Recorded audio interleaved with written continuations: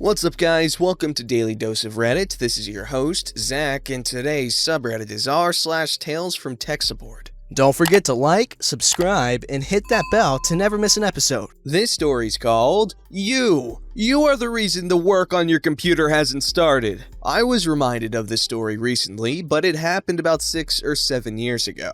I was working for the tech services section of a prominent big box retailer with blue shirts. I was working a morning shift that day, so in at 9 a.m., I had checked in a lady that morning for some issues with her laptop. Now, the way this works is I spend 10 to 15 minutes with the client to get an understanding of what the problem is, and then create the service order. When the computer gets checked in, it gets flagged for diags or eval. Eval for when the computer either cannot turn on or cannot connect to the network. That was not the issue with this computer, which meant her computer was flagged for diags. When a computer is flagged for diags, it gets plugged into the network, and remote tech starts the battery of software diags on it. Depending on the condition of the computer, the diags can take between 4 and 12 hours. So it's 4 to 12 hours and then someone actually goes to work on it. I told the client that right now we were looking at a 2 to 3 day turnaround. I like to underpromise.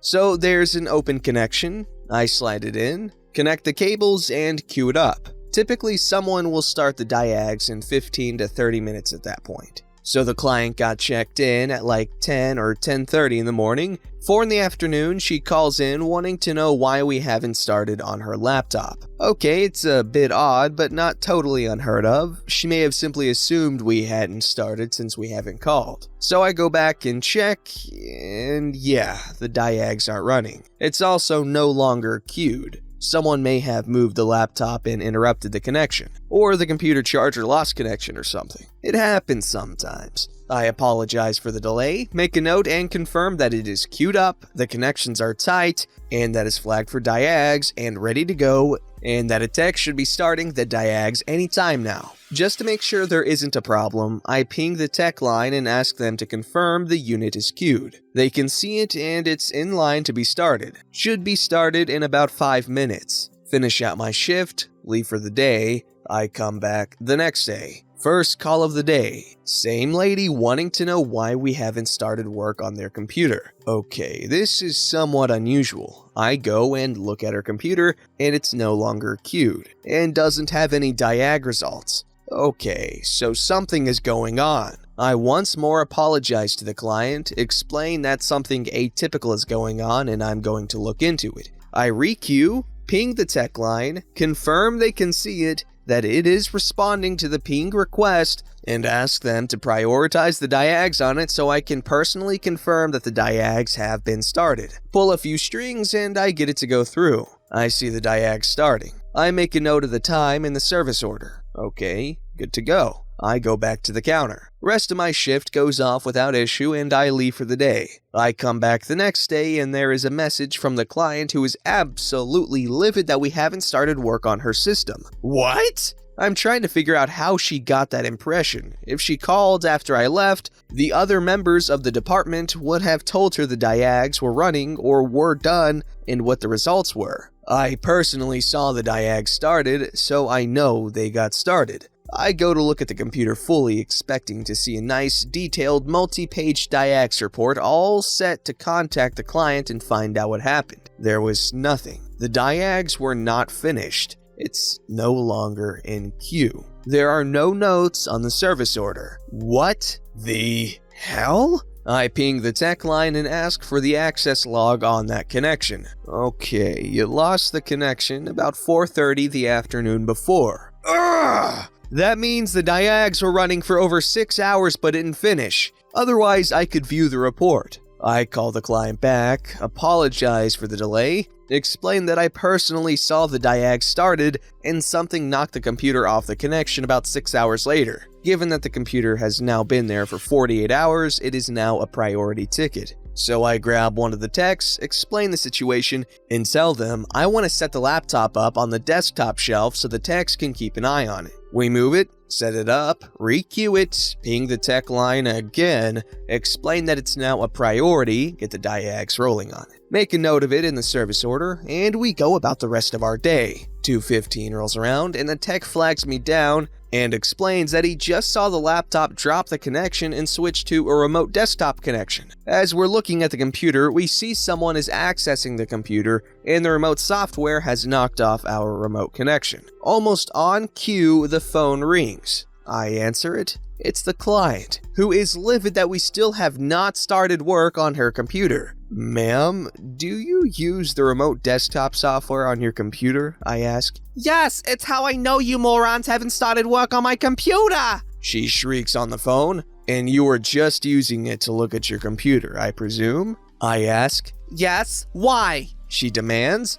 And you used it yesterday about 4:30, I'm guessing. I ask. What difference does it make? She asks. I'm just trying to figure out what it is that keeps preventing us from completing the first step in the repair process. Did you use it about 4:30 yesterday? I ask a bit more sternly. Yes, I guess it was about then. She finally concedes. Aha. Please hold for just a moment. I put her on hold and ask the tech how she could be accessing the computer through the remote desktop when our network is isolated. He ponders it for a moment and thinks the laptop could be connecting to the public Wi-Fi. I ask him to get the tech line to launch the Diag software. He does so while I go to disable the wireless adapter. Normally, when we launch the Diag system, it disables all other network connections but the Ethernet connection unless we tell it to test those connections. Apparently, it wasn't doing that this time. I nod and go back to the customer. Alright, ma'am, I need your help with something real quick. Would you please try to access your computer via your remote desktop software? I ask. What are you doing? Why aren't you working on my computer? She demands. Yes, ma'am, I am testing a theory about why we have not been able to complete the work on your computer. Would you please try to access your computer via your remote desktop software? I explain. Fine. She sighs. A moment or two go by. What the hell? I can't access it now. What did you do? It was working just a few minutes ago. What did you do? You have to fix it now. She starts screeching. Yes, ma'am, your remote desktop software was interrupting our diagnostic software and crashing the process, forcing us to start over a process that looks to take about 8 or 9 hours to complete. I explain. What do you mean? She demands. We have started the diagnostic process 4 times now. 3 of those times, you have accessed your computer with your remote desktop software and broke our connection to our diagnostics. To be blunt, you are the reason that we have been unable to complete our diagnostics on your computer. Now that I have disabled your wireless adapter, your computer is no longer connected to the internet, allowing us to do the work you have asked us to do. Because your computer has been here for more than 48 hours, it is now a priority ticket. With that being said, we are still looking at 8 to 12 hours to finish the diagnostics and to identify the problem, and then we can fix the problem. So the estimated turnaround at this point is 24 hours, I explained. The problem with her computer was she had 2 pieces of malware that the automatic repairs, which are the last step of the diags, dealt with. So if she had just not used the remote desktop system, it would have been done that first morning. Okay, that just sounds really frustrating to deal with, to have to start the freaking thing over 4 times and to get complained at 3 times. And it's not even your fault, it's the fault of the person complaining to you that their thing isn't getting done, and it's because of just why did she think it was okay to do that?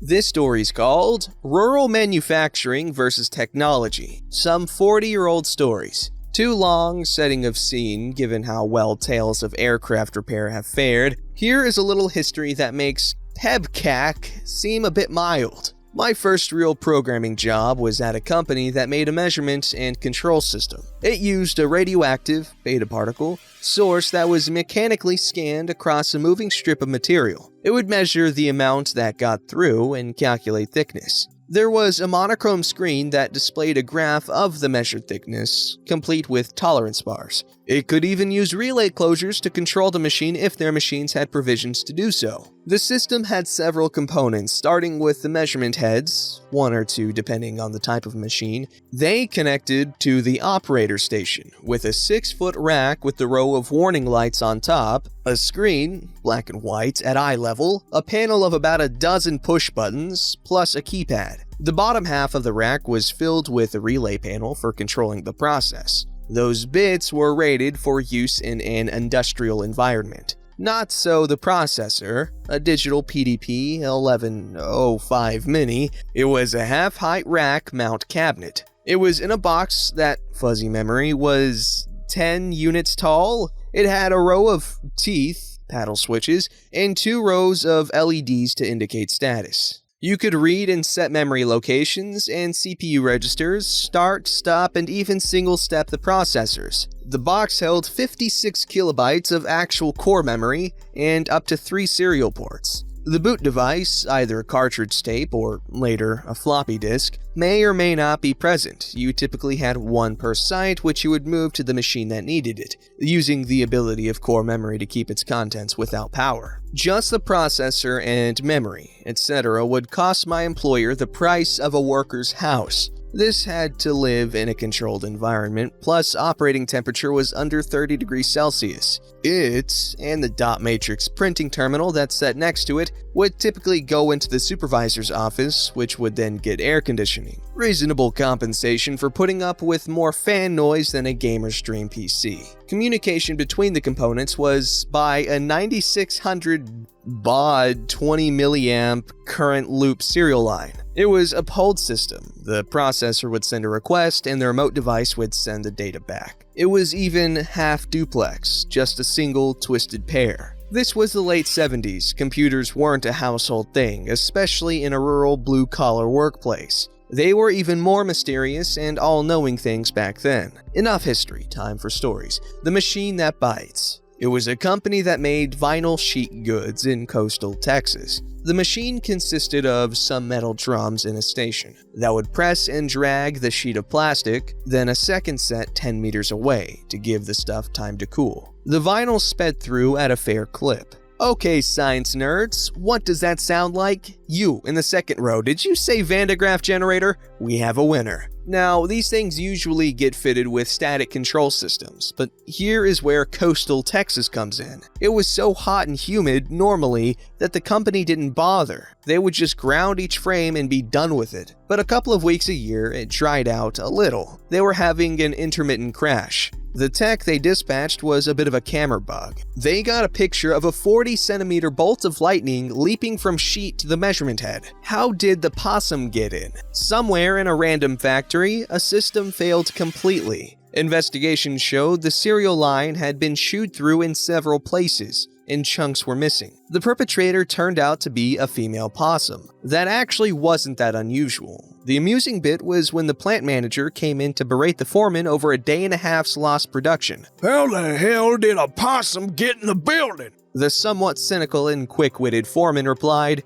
She must have shown her badge at the gate, like everyone else. Could you send us a new set of button caps? Yes, all of them. The control panel used fancy industrial switches. They had lights in them that the computer could control, your choice of color, and the button itself popped off, so you could stick a clear label behind it. Cue pictures of every 60s movie nuclear reactor control room. You've seen them before. The place was a carpet factory in Georgia. To make a carpet, you weave the pile, then coat the back with latex to hold everything in place. Last step is heating it to cure the rubber. They had latex piped all around the plant. Heat for curing was provided by 10 bar steam, 170 degrees Celsius, which they also distributed around the plant. So one of the latex pipes broke, and the operator's console, and other nearby items, got covered with the goo. No big deal, it happened, and dealing with it was routine. The steam lines had taps fitted at regular intervals, and maintenance had a hose ending in a power washer wand that they could plug in wherever they needed to clean. Yup, they steam cleaned the outside of the cabinet, melted all the switch tops into blobs. Surprisingly, it all still worked. They just couldn't change what it was doing. Coffee, it's just a game. A twofer. It's common for a team to alternate who gets stuck retrieving and paying for coffee for the group. Some places have a strict rota. Others like to add some chance or skill to the task. Skill first. Call from tech in the field. Could you find the print for the panel of food core machines and read me the names of the buttons? Those switches that got turned into blobs by the carpet factory. Well, another place had a different issue. If you press down on an edge of the switch with your fingernail, you could get it to pop off and fly across the aisle. Shortest distance made the brake run. They would put the switch caps back, but over time they wound up scrambled. The labels flew with the tops. Last one. Let's let chance decide. I mentioned the rows of lights and switches up there. Well, break happened, and they would walk up to the processor and hit the halt switch. The lights would display the current program counter and the instruction it was in the middle of, in binary. Well, the number of lit bulbs got counted, and the closest to it bought the round. They hit continue, and the lights turned into their normal, flickering blur. If the system was sending a command or a display update, no problem. It would carry on, unless it had been stopped long enough that the automatic shutter on the beta source had closed. But if it was in the middle of receiving data, the halt meant the serial port wouldn't get serviced in time, and the UART's error flag would be raised. The system would go to safe stop, head retracted, shutter closed. Service light lit, error log to printer. Service call would be placed by the foreman, and after reading the error message to the dispatcher, they would be cleared to reset the system to keep production going while a tech was en route. Tech camped out next day to observe, saw what caused the issue. Fix was to remove the keys from the door of the computer rack and make the foreman keep it locked. That should be enough for now. Don't you just love blue-collar shenanigans? Some might say they are among the best of shenanigans. Which is of course a great thing if you're going to be slaving away in less than optimal working conditions, then you deserve all the best shenanigans in your work life. Don't forget to like, subscribe, and hit that bell to never miss an episode.